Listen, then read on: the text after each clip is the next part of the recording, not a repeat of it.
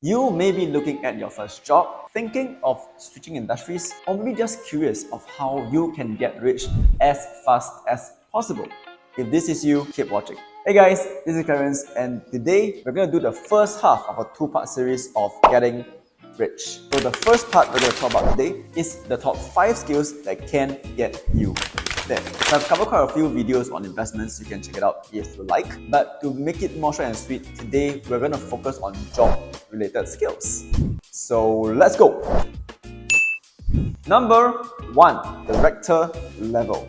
I know this sounds a bit weird, director level, what is that? Basically, in any niche that you're in, marketing, HR, healthcare, banking, if you're really good at it, you will reach the director level, and that's when you can get paid handsomely. I know some of you may argue that you have to be in good relationship or have a PR skill with your boss, but that aside, put that away, you still got to be fundamentally good at what you do. For example, if you look at the article here, as a head of marketing, you can earn up to 250 grand. I have a friend who was a regional HR director.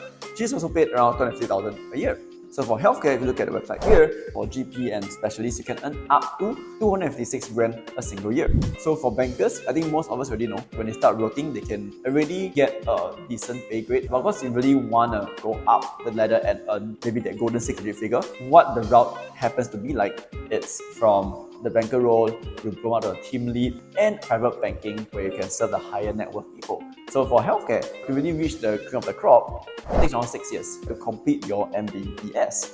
And it takes extra number of years to go through the relevant track to reach the top. So I think that actually translates the same for whether in HR or in marketing, you need time to climb the ranks. And in a corporate setting, only a limited number of people as you go higher the ranks. Like you can't have 120 board of directors, sometimes it's really hard. But of course, it's still one of the skill sets that can make you rich.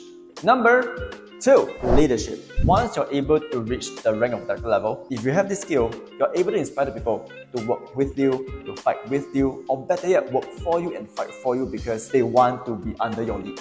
And you got to be able to lead them proper so that not just you, but everybody else flourishes together. How you can inspire them, how you can motivate them, and identify their superpower so that they can do well and the entire agency or team is in a really productive, healthy, happy environment for everybody to work together and get successful. So having a leadership role will actually traject you further because now not just your own skill set, everybody's skill set rise on the same level, and that puts you at a different income that you can get. Now, number 3, entrepreneurship. Once you're really good at what you do and you lead a team, if you're a bit more ambitious, some of you may say, hey, I want to start a business on my own. Now, what's the exact difference between entrepreneurship and leadership? Leadership is mainly focused on the people. Entrepreneurship is focusing on the business, where focus on 2 key areas: innovation, where you came up with great ideas to help the business or to penetrate the market, and even sometimes to come up with a structure for the company. And the second one is on resourcefulness, to make it more efficient and make it more productive and ultimately more profitable also. Example, if you can make X amount of money at a lower cost, I think everybody will love that. And if you become a business owner, you will have access to more wealth. I'll cover that a bit later. Number 4, sales. Confirm. Some of you will say, you agent, of course you do sales now, right? True. But if you zoom out on a more objective context, in any company, you want to be able to know how to do sales because a company can only survive and keep sustainable if they have a healthy cash flow, and sales is a very key role that contributes to the area.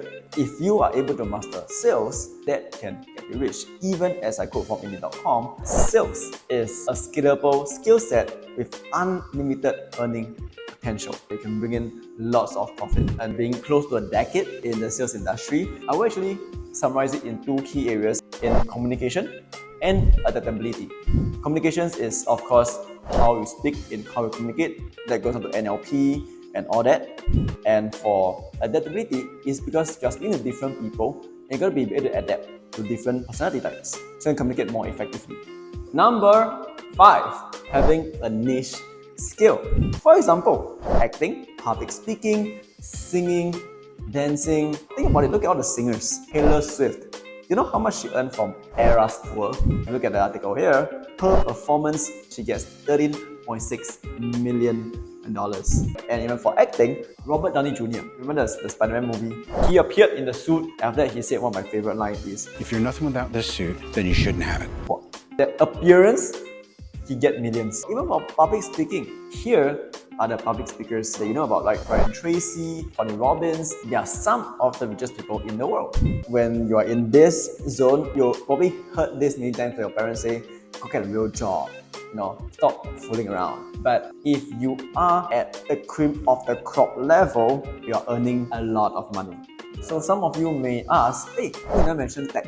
True, I think tech is also paying fairly well as an industry. And in fact, I have a friend that was hired in the tech industry. As a fresh graduate, he was paid 8,000. And of course, he get like 3 months bonus on top of that. But today, I do have another friend in the tech industry. He's only paid 5 as a starting pay. I'm not saying that it's little, but that's a drop. And I asked, hey, why?